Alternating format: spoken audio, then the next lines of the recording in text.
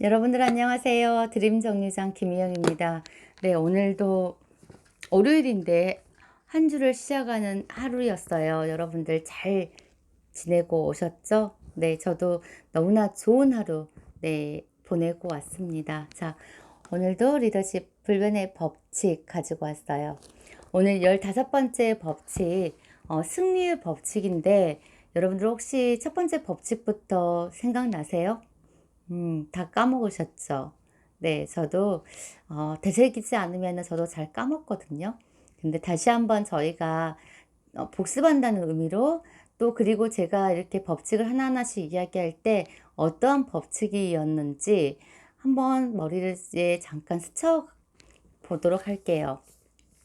첫 번째가 한계의 법칙이었어요. 네, 한계의 법칙. 두 번째가 영향력의 법칙. 세 번째가 과정의 법칙. 네 번째가 항해의 법칙. 다섯 번째 덧셈의 법칙. 여섯 번째 신뢰의 법칙. 일곱 번째 존경의 법칙. 여덟 번째 어, 여덟 번째 직관의 법칙. 네. 아홉 번째 끌어당김의 법칙. 열 번째 과정의 법칙. 아니, 관계의 법칙. 관계의 법칙. 네. 저도 맨날 11번째가 이너서클의 법칙, 12번째 고난 위임의 법칙, 13번째 모범의 법칙, 14번째 수용의 법칙. 네, 오늘 15번째 승리의 법칙이에요. 승리의 법칙. 네.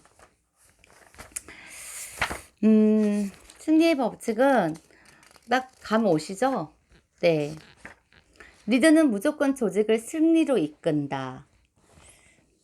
승리하는 리더와 패배하는 리더를 구분하는 것은 무엇일까? 승리하는 조직을 만들려면 무엇이 필요할까? 승자와 패자를 구분하는 요소를 정확하게 구별하기란 쉽지 않다. 리더를 둘러싼 상황이 모두 다 다르고 모든 위기는 나름대로의 특수성을 지니고 있기 때문이다. 그러나 승리하는 리더들은 한 가지 공통점을 가지고 있다. 바로 패배를 받아들이지 않는다는 것이다. 승리하는 것 외에는 다른 대안이 존재하지 않기 때문에 그들은 어떻게 해서든지 방법을 찾아 승리한다. 리더는 사실 이 산을 넘지 못하면 저 산을 넘지 못하죠. 이 산을 넘어야지만 다음 산을 넘어갈 수 있는 것처럼 리더는 무조건 어떤 조직을 승리로 이끄는 습관을 만들어야 돼요.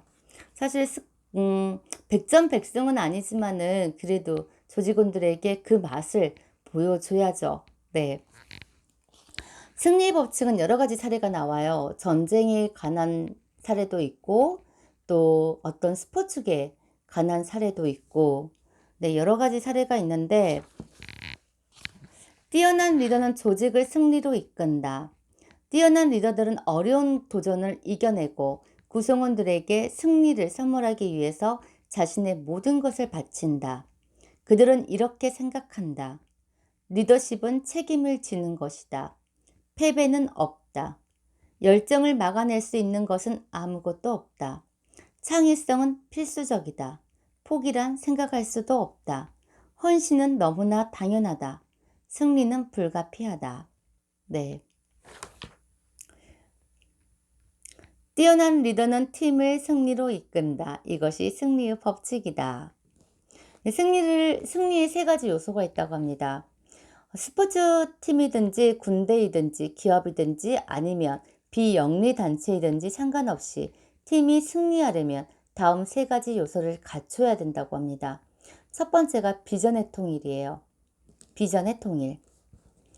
선수들의 재능과 잠재력이 얼마나 큰지와 관계없이 팀은 선수들이 동일한 비전을 갖고 있을 때에만 성공할 수 있다. 선수들이 각기 다른 생각을 하고 있는 팀은 챔피언이 될 수 없다. 그것은 프로스포츠에서도 기업에서도 그리고 비영리 단체에서도 마찬가지다. 어떠한 조직은 각자의 인생을 갖고는 있지만은 하나의 목표를 가지고 있잖아요. 그렇기 때문에 그 비전이 통일되어야지만 그 조직원들의 움직임을 내가 원하는 방향으로 승리로 이끌어 갈 수 있는 방향으로 쉽게 갈 수 있다는 거예요. 근데 만약에 각기 목표가 다 다르다고 생각을 해 보세요. 네. 그럼 절대적으로 이 승리의 맛을 개개인에게 승리란 있을 수 있지만은 팀의 승리는 결코 있을 수 없을 것 같아요. 이게 마스터 마인드라고 합니다, 여러분. 둘 이상의 조직이 모여서 둘 이상의 사람이 모여서 내 같은 목표를 향해서 나아가고 있는 거, 그게 마스터 마인드예요. 두 번째는 다양한 능력의 구성원들이에요.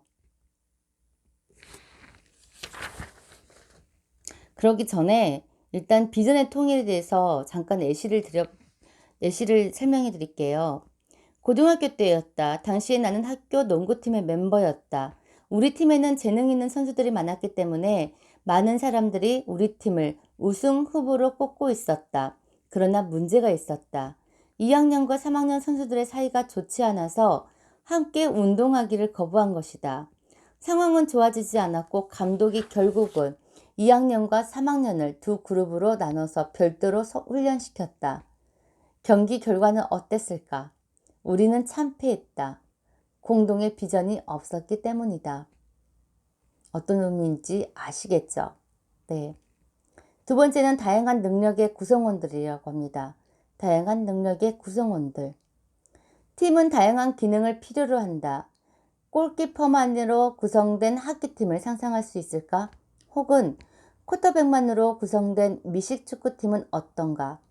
세일즈맨이나 회계사로만 구성된 기업은 어떨까?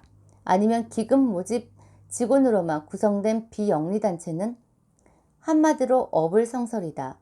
모든 조직은 성공하려면 다양한 능력을 가진 사람들이 필요하다. 그러나 리더들 중에는 그것을 모르는 사람들이 있다. 사실 예전에는 나도 그런 사람들 중 한 사람이었다. 부끄럽지만 나는 한때 구성원들도 나를 닮기만 하면 성공할 수 있을 것이라고 생각했다. 그러나 지금은 아니다. 사람들은 각기 다른 영역에서 공헌한다는 것을 알기 때문이다. 팀은 인체와 유사하다. 인체가 최고로 기능하려면 각각의 부위가 제 기능을 발휘해야 한다. 나는 이제 구성원들이 자신이 가진 고유한 기능을 통해서 팀에 공헌한다는 것을 이해하고 그들에게 고마워한다. 리더가 된 기간이 짧을수록 그리고 리더십 역량이 클수록 다른 구성원들의 중요성을 간과할 가능성이 크다. 그 함정에서 벗어나야 한다. 아우, 제가 왜 한숨을 쉬냐면 제가 오늘 정말 많이 요즘에 생각한 것들이거든요. 근데 여기 답이 있는 것 같아요. 어떻게 아직까지 제가 정확한 답을 결정을 내리지는 못했는데 이 글귀를 읽어보니까 사실 지금 이 몸을 우리 인체와 유사하다고 했잖아요. 머리 역할, 눈의 역할, 코의 역할, 입의 역할, 그리고 나의 손의 역할, 그리고 어깨, 팔, 다리. 여러 가지 인체를 봤을 때 그 기능이 정말 다양하고 다 각기 자기의 역할이 있어요. 그런데 이 중에 하나라도 내가 어긋나면 장애가 되는 거잖아요. 구성원들에게도 그 각기 나름의 역할들이 있을 것 같다는 생각을 해요, 지금. 답을 내려주시려고 지금 제가 이 부분을 지금 읽고 있는지도 모를 것 같다는 생각도 들고 어떠한 저한테 암시를 주는 것 같기도 하고 정말 신기하기도 하는데 어찌됐든 간에 혼자만으로 살아갈 수 없는 이 세상. 세 번째예요. 승리를 위해 노력하며 선수들의 잠재력을 발휘시키는 리더. 승리하려면 감독이 누구이건 관계없이 훌륭한 선수들이 있어야 한다. 그러나 훌륭한 선수들을 갖고 있어도 질 수 있다. 그 때문에 감독이 필요한 것이다. 다시 말해서 승리하려면 리더십이 필요하다는 것이다. 비전의 통일은 저절로 이루어지는 것이 아니다. 다양한 재능을 가진 선수들의 적절한 조합도 저절로 되지 않는다. 승리에 필요한 동기부여를 해주고 잠재력을 발휘하도록 도와주고 방향을 제시해주는 리더가 있어야 한다. 일단은 승리의 요소 중에 하나가 첫 번째가 동일한 비전, 조직원들의 동일한 비전. 네. 그리고 두 번째가 다양한 능력의 구성원들. 세 번째가 잠재력을 발휘시키는 리더. 이 세 가지의 승리의 요소가 있다고 합니다, 여러분. 그래야 그게 어떤 조합이 이루어지는가 봐요. 네.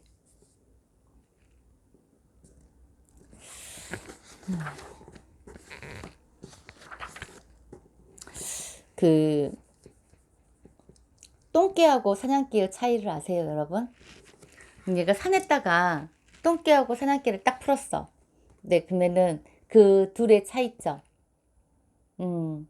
똥개는요, 어떤 목적이 없이 그냥 자기가 하고 싶은 걸 해요.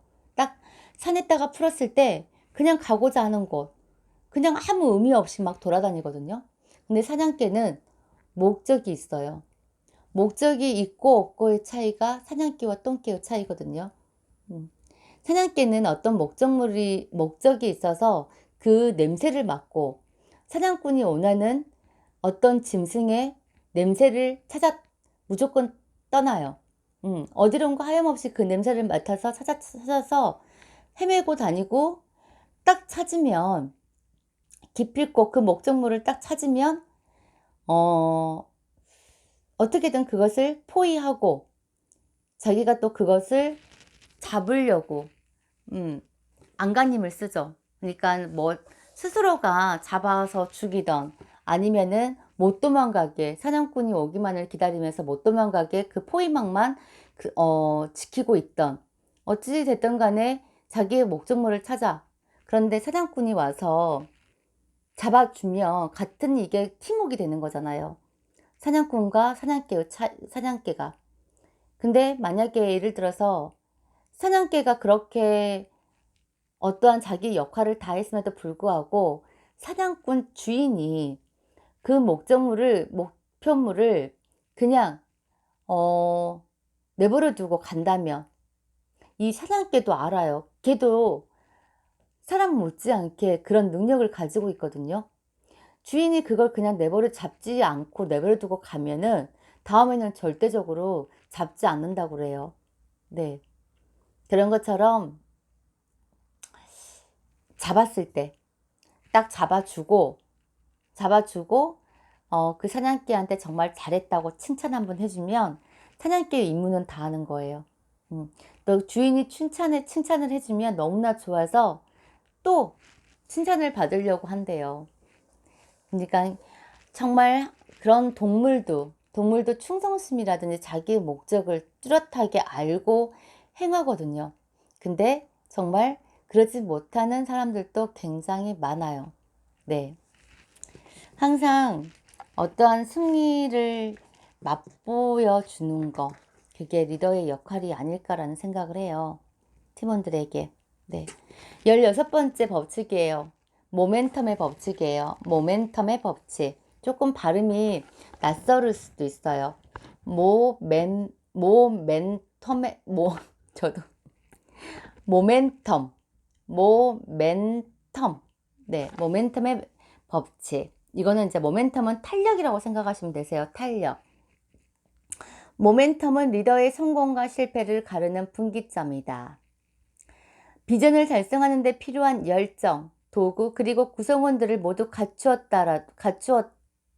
갖추었더라도 조직을 올바른 방향으로 움직일 수 없다면 리더로서 존재 가치가 있다고 하기는 어렵다. 리더로서 성공하려면 조직이 움직여야 한다. 어떻게 하면 조직을 올바른 방향으로 움직일 수 있을까?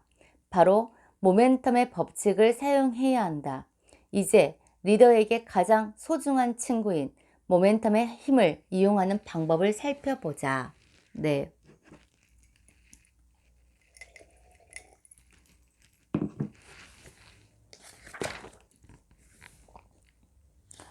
모멘텀은 탄력이라고 했잖아요. 어, 이런 말이 있거든요. 달리는 기관차의 시동을 끄지 마라. 음. 한참 저번에 제가 어떤 이야기 했을 때 그런 말 한 적이 있어요. 기차의 시동을 켜서 한번 가려고 할 때 조그만한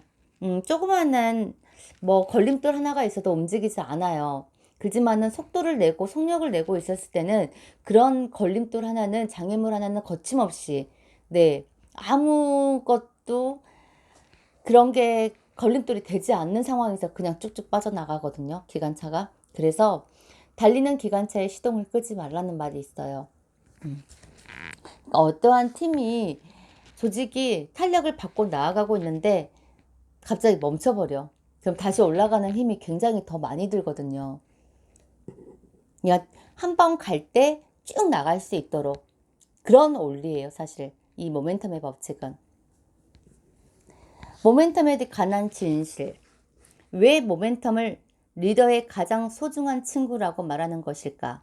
그것은 모멘텀이 승리와 패배를 가르는 분기점이 되는 경우가 많기 때문이다. 모멘텀이 없으면 아무리 쉬운 일도 불가능해 보인다. 작은 문제도 도저히 넘을 수 없는 장벽이 된다.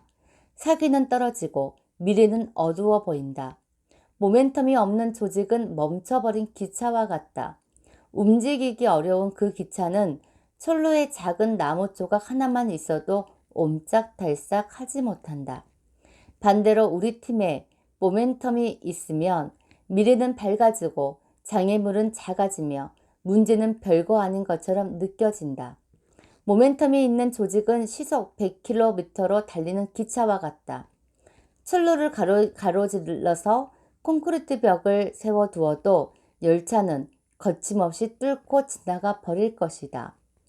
자신의 조직, 부서 혹은 팀이 성공하기를 원한다면 모멘텀의 법칙을 배워서 최대한 활용해야 한다. 모멘텀의 몇 가지 핵심 포인트를 정리해보면 다음과 같다. 첫 번째는 모멘텀은 배율 높은 확대경이다. 모멘텀은 확대경과 같다. 사물을 실제보다 더 크게 보이도록 하기 때문이다. 이것이 리더들이 모멘텀을 조절하려고 그렇게 노력하는 이유 중 하나다. 예를 들어서 농구 경기에서 한쪽이 일방적으로 득점을 하면서 모멘텀이 생기고 있다고 하자. 그러면 반대편 감독은 타임아웃을 요청한다. 상대방의 모멘텀이 너무 커지기 전에 흐름을 끊는 것이다. 그렇게 하지 않으면 게임에서 질 가능성이 높다. 지금까지 우승팀이 부상이 많다고 불평하는 것을 들어본 적이 있는가? 아니면 팀의 실력이 부족하다고 불평하는 것은? 전략이 좋지 않다는 것은 아마 들어보지 못했을 것이다. 그렇다면 우승팀에는 부상도 없고 실력도 모두 출중하며 모든 것이 완벽할까? 그렇지 않다. 모멘텀이 승리를 확대시켜서 보여주기 때문이다. 모멘텀이 생기면 작은 문제는 문제로 보이지도 않고 큰 문제가 생기더라도 저절로 해결해 버린다. 어떤 의미인지 아시겠죠? 인생을 성공하기만 하면 정말 작은 일은 정말 사소해 보이잖아요. 그런 것처럼 이 모멘텀이 승리를 확대시켜 주는 거. 그러니까 우리 축구 경기 열람할 때도 그러잖아요. 축구 경기를 관람할 때도 후반전에 갑자기 동점에서 역전을 해요. 역전을 하게 되면 그때부터 모멘텀의 효과가 생기는 거예요. 네. 모멘텀의 효과가 생기면서 완전히 이제 사기가 모든 팀들에게 사기가 불러일으키면서 후반전에 10분 정도 남겨둔 상황에서 1대1 과정에서 역전을 했어. 그럼 완전히 이제 미치잖아요. 그때 이 모멘텀의 효과가 굉장히 많이 올라올 것 같아요. 그러면은 상대편 감독이 어떤 타임아웃을 신청을 하죠. 그 흐름을 딱 끊어버리기 위해서. 네. 그런 것 같아요. 두 번째는 모멘텀의 핵심 포인트. 첫 번째는 배율 높은 확대경이다. 두 번째는 모멘텀은 리더의 모습을 실제보다 미화시킨다. 리더가 모멘텀을 갖게 되면 사람들은 그를 천재라고 생각한다. 리더의 결점을 보지 않는다. 리더가 범했던 실수도 잊어버린다. 모멘텀이 리더에 대한 사람들의 시각을 변화시키는 것이다. 사람들은 자신을 승자와 동일시하고 싶어 한다. 그러니까 어떠한 리더의 모습도 실제보다 크게 생각된다고 합니다.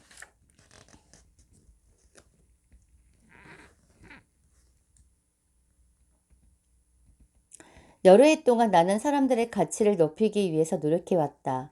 리더십과 성공에 관해서 50여 권의 책을 쓰고 수백 번 강의를 하자 나에게도 모멘텀이 생겼다. 지금 내가 하는 모든 일은 실제보다 몇 배나 좋게 해석된다.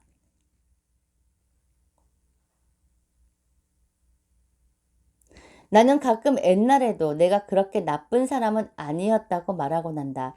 지금의 나는 사람들이 생각하는 것처럼 그렇게 좋은 사람은 아니다. 차이는 어디에서 생기는 것일까? 바로 모멘텀이다. 모멘텀의 핵심 요소 세 번째예요. 모멘텀은 구성원들이 더 큰 성과를 내도록 해준다. 리더십이 강하고 조직에 모멘텀이 있으면 사람들은 더 높은 수준에서 일할 수 있도록 동기부여가 되고 영감을 받는다. 자신들이 바라고 기대했던 것보다 일도 더 잘하게 된다. 이것도 있는 것 같아요. 진짜 뭉치면 살고 흩어지면 죽는다. 네, 이렇게 함께하는 법. 그리고 좋은 분위기를 만들어주는 거. 이것도 어쩌면 모멘텀의 그런 역할이지 않나라는 생각을 하거든요. 네 번째예요. 모멘텀은 시작이 어렵다. 처음 수상스키를 탈 때면 일어서기 전에 얼마 동안은 보트가 우리를 끌고 빠른 속도로 질주할 때 그 속도와 힘에 못 이겨 팔을 놓아버릴 것 같다는 생각을 하게 된다. 더 이상은 줄을 잡고 버티지 못할 것 같은 그 순간 물이 스키를 표면으로 들어올리면서 앞으로 나아가기 시작한다. 일단 그렇게 되면 그 다음에는 몸의 중심을 아주 미세하게 움직여도 방향을 쉽게 바꿀 수 있다. 리더십 모멘텀도 마찬가지다. 처음 출발은 무척 힘들지만 일단 앞으로 움직이기 시작하면 놀라운 일들을 해낼 수 있다. 다섯 번째, 모멘텀은 가장 강력한 변화 촉진제다. 충분한 모멘텀만 있으면 그 어떤 변화라도 거의 대부분 가능하다. 사람들은 누구나 승리하는 팀의 일원이 되고 싶어 한다. 또 승리해온 리더를 신뢰하며 과거에 자신들을 성공으로 이끌었던 리더가 추진하는 변화를 수용한다. 모멘텀이 승리가 가능하다는 느낌을 주기 때문이다. 여섯 번째, 모멘텀을 만드는 것은 리더의 책임이다. 일곱 번째, 모멘텀은 리더의 내면에서 시작한다. 자신의 내면이 불타오르기 전에는 다른 사람들의 가슴에 불을 지를 수 없다. 그러죠? 일단 자신의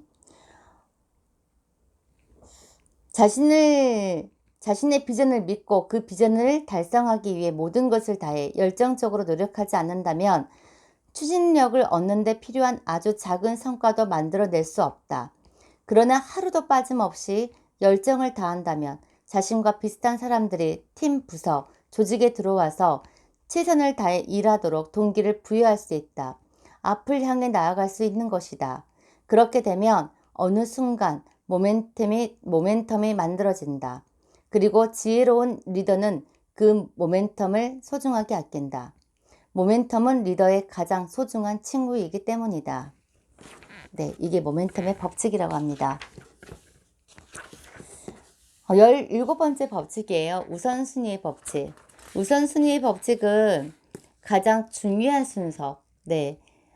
열심히 하는 것이 꼭 좋은 성과로 이어지는 것은 아니다. 언젠가 제가 말씀드렸죠. 항아리를 비유해서 항아리에 4시간, 하루 4시간이 주어진다면 돌멩이, 자갈, 모래. 돌멩이가 가장 중요한 일, 자갈이 그 다음 중요한 일, 모래가 사소한 일이라고 했어요. 그럼 그 항아리에 내가 어떠한 순서로 채울 것인가. 돌멩이, 자갈, 모래 순으로 채워야죠. 그런 것처럼 우선순위. 가장 우선순위는 중요한 일이에요. 중요한 일. 사소한 일이 아니라 중요한 일. 네. 열심히 하는 것이 꼭 좋은 성과로 이어지는 것은 아니다. 여러분. 바쁘다는 거하고 분주하다는 거하고 두 개의 다른 의미 아세요? 바쁘다는 것은 하루 종일 바쁜 놈은 부자가 될 수 없다 라는 말이 있듯이 바쁘다는 것은 너무 분주하다는 거거든요. 아니다. 아니다. 바꿨어요. 여러분 죄송해요. 바쁘다는 것은 내가 어떤 목적을 가지고 목표를 가지고 끊임없이 그 목표를 향해서 나아가고 있는 상황들, 그럴 때 내 꿈을 쫓아서 가고 있는 이런 시간들, 그래서 바쁜 거고, 분주하다는 것은 어떤 아무 의미 없이 여기저기 왔다 갔다 그러면서 이제 시간을 낭비하는 거, 이게 분주한 거거든요. 저는 사실 10년 전까지만 해도 굉장히 바빴어요. 나름대로. 이것도 해야 되고 저것도 해야 되고 주부로서, 엄마로서, 또 회사에서는 또 실적을 내야 되고, 또 팀장으로서 팀장의 역할도 해야 되고, 정말 다양하게 이렇게 하다 보니까 정말 두서없이 이것도 했다가 저것도 했다가, 네, 이러면서 분주한 삶을 살았던 거예요. 근데 지금은 이걸 완전히 바꿨거든요. 바빠요. 네, 제가 꿈이 뭔지 알았고 내 목표가 뭔지 알았고 정확한 저의 게임의 답을 알고 있기에 그것을 향해서, 네, 좀 빨리 가고자, 빨리 이루고자 바쁩니다. 음.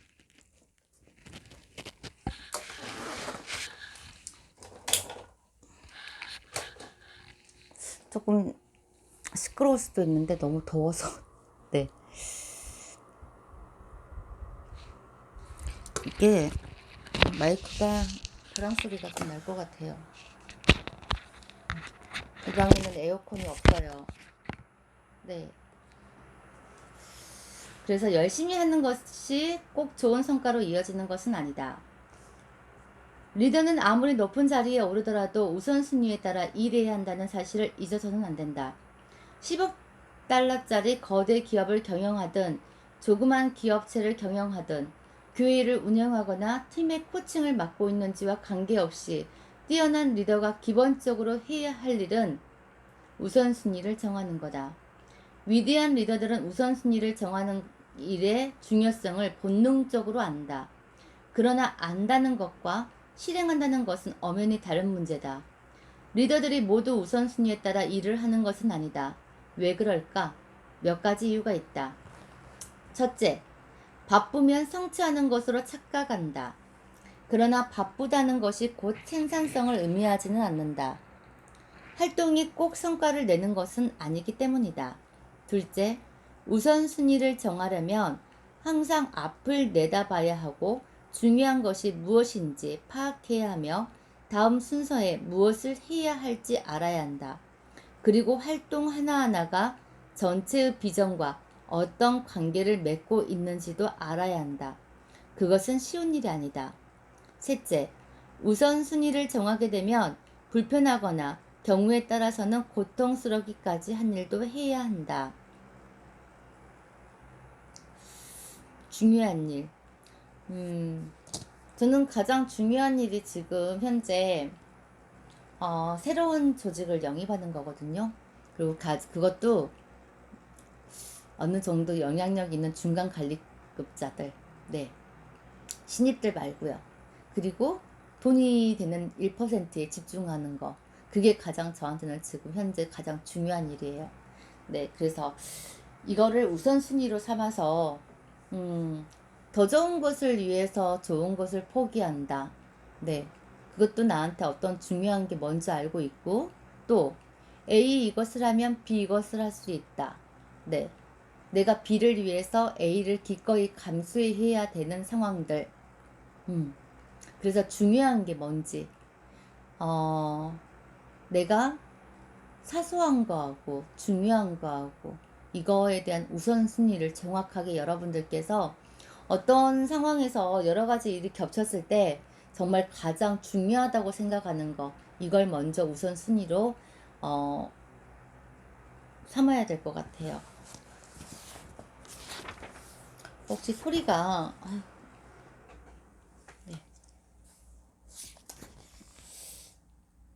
우선순위를 평가할 때 사용하는 또 하나의 기준, 네, 이게 역할, 성과, 보상이라고 합니다.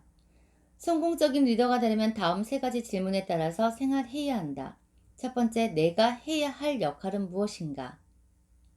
나는 나에게 이런 질문을 한다. 내가 아니면 누구도 대신할 수 없거나 할 수 없는 일은 무엇인가? 나이가 들면서 그런 일의 수는 점점 적어졌다. 만일 내가 하는 일이 불필요한 것이라면 그 일은 목록에서 제거한다. 필요한 일이기는 하지만 굳이 내가 하지 않아도 되는 일이라면 다른 사람에게 위임한다. 두 번째, 가장 큰 성과를 가져온 일은 무엇인가? 가장 큰 성과를 가져오는 일은 무엇인가?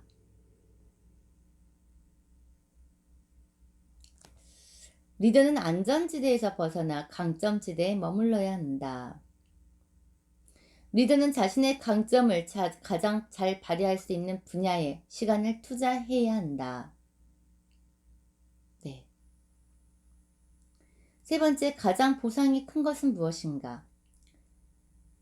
인생은 우리가 원하는 일을 모두 하지 못할 만큼 그렇게 짧지 않다. 나는 리더십을 가르치는 일을 좋아한다. 글쓰기와 강연하는 것도 좋아한다. 내 아내, 자녀들, 손자들과 함께 시간을 보내는 것도 좋아한다. 또 골프 치는 것도 좋아한다. 어떤 일을 하더라도 내가 좋아하는 일들을 할 시간은 남겨둔다. 그것들이 내 삶에 불을 붙여서 활력을 주고 열정을 불러일으키기 때문이다. 열정은 우리가 앞으로 전진할 수 있게 해주는 귀중한 연료다. 네.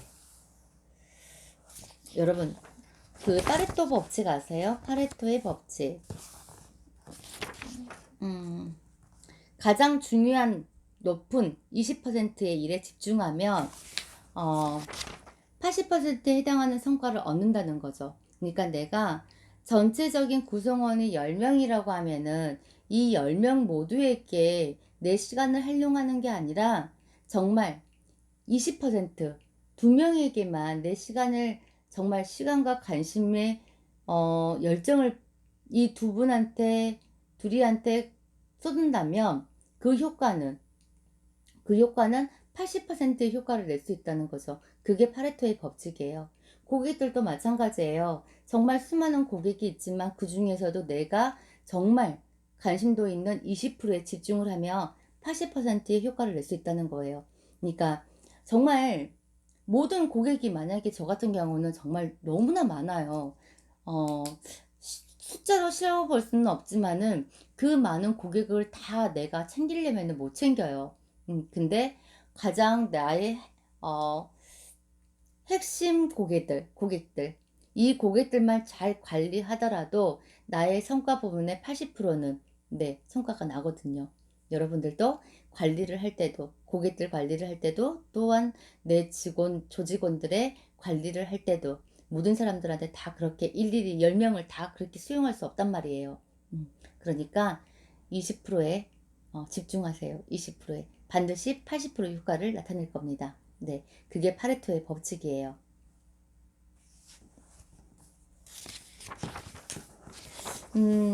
네. 우선순위 법칙까지 해서 오늘은 여기까지. 네. 18, 19, 20, 21. 내일까지 이 모든 거 그냥 남아있는 어, 법칙에 대해서 다 마무리해서 네, 내일 마무리하도록 할게요. 음, 네. 여러분들 오늘도 15번째 법칙, 승리의 법칙, 네, 그리고 모멘텀의 법칙, 그리고 저도 잊어버렸네요. 네. 마지막으로 하면서도 아유, 승리의 법칙, 그 다음에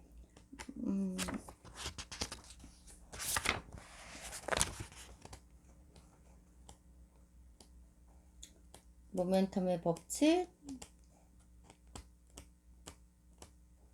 우선순위의 법칙. 우선순위의 법칙. 우선순위의 법칙. 오늘 뭐 했다고요? 첫 번째가 승리의 법칙, 두 번째가 모멘텀의 법칙, 그 다음에 우선순위의 법칙. 네. 오늘 세 가지 법칙에 대해서 여러분들 하셨어요. 네. 내일 다시 또 찾아뵐게요. 안녕히 계세요.